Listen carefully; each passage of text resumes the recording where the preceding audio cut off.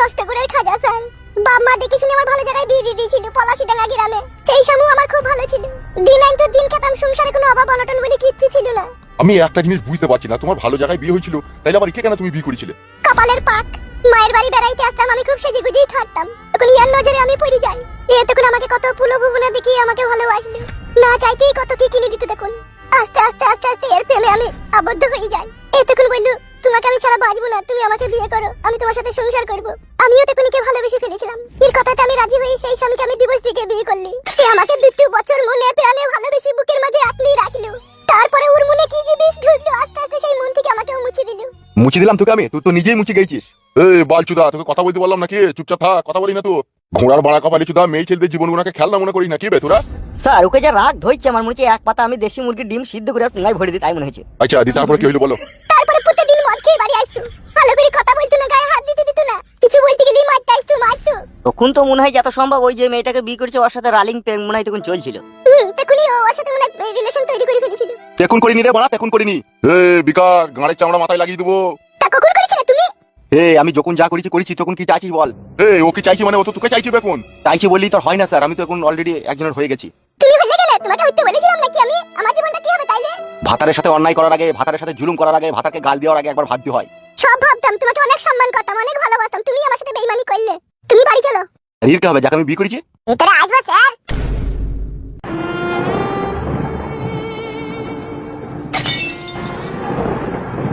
বলেন স্যার, কি বলবেন? কেবল আমি বাথরুমে হাত দিয়ে ঢুকে গেলাম, আপনি ফোনটা করে আমার হাগা বন্ধ করে দিলেন।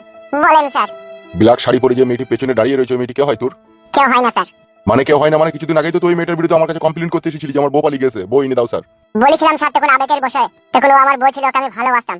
এখন ও আমার বউ নয়, আর আমি ওকে ভালোবাসি না, আর ওর সাথে আমার কোনো সম্পর্কও নাই। আর তার থেকেও বড় সত্যি কথা, ওকে আমি ঘৃণা করে দিয়েছি মন থেকে। আবার আমি একটা নতুন করে বিয়ে করে নিয়েছি অন্য মেয়েকে। বিয়ে করলি? কিছুদিন ধৈর্য সহ্য করে নিজেকে বুঝিয়ে রাখতে পারলি না? না, পারলাম না স্যার। বউ হারানোর যে বিচ্ছেদ, যে যন্ত্রণা, তা আমাকে কুড়ি করে খাচ্ছিল স্যার। আমার বউ যখন আমাকে ছেড়ে দিয়ে ঘর ত্যাগ করে যখন চলে যায়, তখন বুকের ভিতরে চিতার আগুন দাউ দাউ করে জ্বলছিল স্যার।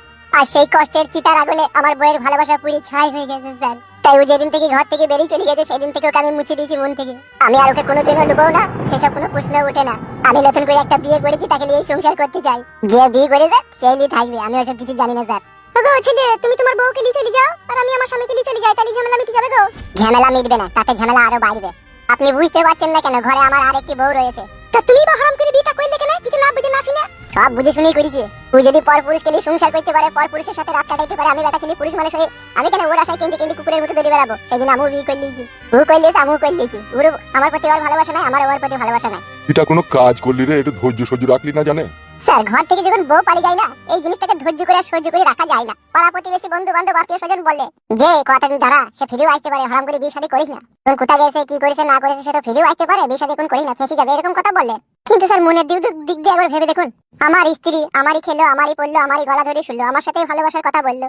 সেই স্ত্রী আমাকে ভুলে গিয়ে যখন সে পর পুরুষের গলা ধরে যখন শুবে, তখন আর এই মনের ভিতরে কি ঘটবে আপনি একবার ভেবে দেখেছেন স্যার? কি ঘটবে মনের ভিতরে? স্যার, কার কি হয় জানি না, তবে আমার যেটা হয়েছিল সেটাই বলছি। আমার বউ যখন আমাকে ছেড়ে চলে যায়, তখন আমি অনেক বড় আশ্চর্য হয়ে গেছিলাম, নিজেকে বিশ্বাসই করতে পারছিলাম না যে আমার বউ পালিয়ে গেছে। পরে এটা যখন সত্যিতে পরিণত হলো, তখন একটা বিশাল বড় পাহাড় আমার মাথার উপরে ভেঙে পড়ল। আর তখন মনে হচ্ছে আমার এই বুকের ভিতরে থাকা কলজিটাকে কোনো মানুষ বাই করে কোনো মৌমাছি চাকে ফেলে দিল।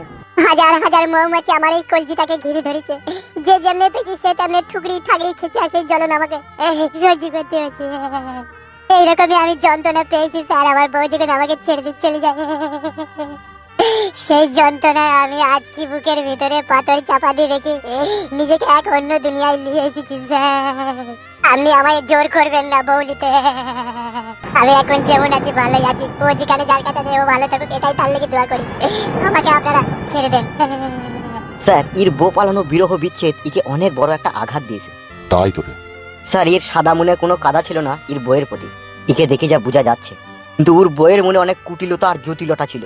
ওর বউ ভাতারের ভাত খেত আর নাঙের গীত গাইতো, ওই জন্য ও মাগিয়ে এই ভালো ছেলেটাকে ছেড়ে পালিয়ে গেল। সবই আমি এখন বুঝতে পারছি। আমি এখন বিশাল কনফিউজ, আমি কি করবো এখন এদিকে নিয়ে। এরা যা কাজ করেছে, এদিকে যদি দিল্লির পার্লামেন্টেও পাঠিয়ে দিই, তাও মনে হয় না যে এদের বিচার হবে। স্যার প্রেম ভালোবাসার বিচার তো আজ অব্দি পৃথিবীতে কেউ করতে পারেনি, আর আপনিও পারবেন বলে আমার মনে হয় না। হ্যাঁ, যা বলেছিস ঠিকই বলেছিস। স্যার, আমি চলে যাচ্ছি স্যার। তাহলে বলবি না? স্যার, আপনি আইনের লোক হয়ে কেন বেআইনি কথা বলছেন স্যার? আমার ঘরে অলরেডি একটা বউ রয়েছে, আবার এই মেয়েটাকে আমি লিগিয়ে যদি সেই ঘরে ভরি, তাহলে কালকে চুল ছেঁড়াছিড়ি বাল ছেঁড়াছিড়ি হবে। এ ওর মাথায় পতিলা মারবে, এ ওর মাথায় হাড়ি মারবে, পাড়া প্রতিবেশী তাকিয়ে তাকিয়ে দেখবে। কালকে দুজনের মধ্যে যে হোক একজন হয়তো গায়ে কেরাসিন তেল ঢালবে, নাহলে টেনে গলা দেবে। এখন আমাকে কি আপনারা ছেড়ে দিবেন বলেন? আমাকে টানতে টানতে নিয়ে তো জেলেই ভরবেন, আর আমি এইদিকে ভালো ছেলে, কিছুই জানি না, আমি সব ইরাই প্যাঁচ লাগাইছি। এত বুধ দিলি কি করে ঘুমুসবে রাতে? ঘুম হয় না স্যার, চিন্তাতে ঘুম হয় না, তবু ঘুমাইতে হয়। স্যার ওকে ছেড়ে দেন, ও অনেকক্ষণ থেকে কান্নাকাটি করছে। এই যা যা, তুই বাড়ি যা, যা তুই বাড়ি যা, তোকে বলিতে হবে না, তুই বাড়ি যা। থ্যাংক ইউ স্যার, ধন্যবাদ আপনাকে। যাবার আগে তোমাকে একটা কথা বলে যাই, তুমি মানুষের মতো দেখতে কিন্তু মনটা তোমার গুইয়ে ডুবা। আর মানুষের জীবন নিয়ে ছিনিমিনি খেলাটা হচ্ছে তোমার পেশা। চোখ দেখাইছেন কেন? যা সত্যি তাই বললাম। ভালো করেছো, লিসো, লাও দি ভরো। এ যা রে, আবার ওর সাথে প্যাচাল পাইছি, যা। হ্যাঁ যাচ্ছি স্যার।